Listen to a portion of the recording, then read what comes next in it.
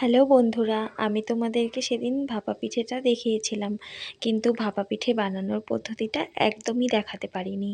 তো আজকে আমি সেই পিঠে বানানোটার ভিডিওটা পুরোটা দেখাচ্ছি, তোমরা দেখো। এই পিঠেটা কিন্তু খেতে ভীষণই স্বাদ হয়।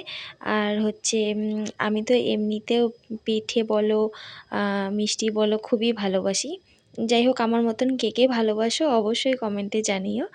তো দেখো, এখানে আমার মা এই পিঠাটা কিন্তু সেদ্ধ চাল দিয়ে করেছিল।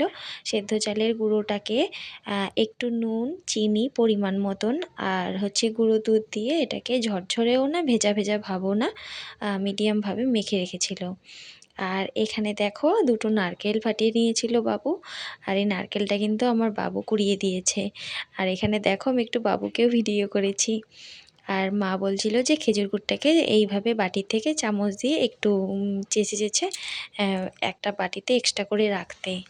আর তারপর মা কিন্তু ছোট ছোট বাটি আছে আমাদের বাড়িতে, সেই বাটিগুলোর মধ্যে প্রথমে চালটাকে ওই চালের গুঁড়োটাকে আর কি পুরো চেপে চেপে নিচ্ছিল। তারপরে নারকেল কোড়ানো আর তারপরে খেজুর গুড়টাকে দিয়ে আবার কিছুটা চালের গুঁড়ো উপর থেকে দিয়ে চেপে চেপে দিচ্ছিল। আর এই পিঠেটা কিন্তু পুরোটাই উনুনে করা হয়েছিল। আর উনুনের মধ্যে একটা ছোট হাঁড়ির মধ্যে জল দিয়ে তার উপরে যে ঝাঁঝরি থালগুলো হয় সেই থালগুলো দেওয়া হয়েছিল। আর যখন বেশ জলটা বেশ যখন হয়ে গিয়েছিল গরম, তারপর কিন্তু ওই থালের উপরে মা পিঠেগুলো বাটিগুলো উল্টে উল্টে সুন্দর করে বসিয়ে দিচ্ছিল। তো এইভাবে তোমরা কে কে খেয়েছো এই ভাপা পিঠে অবশ্যই কমেন্টে জানিও।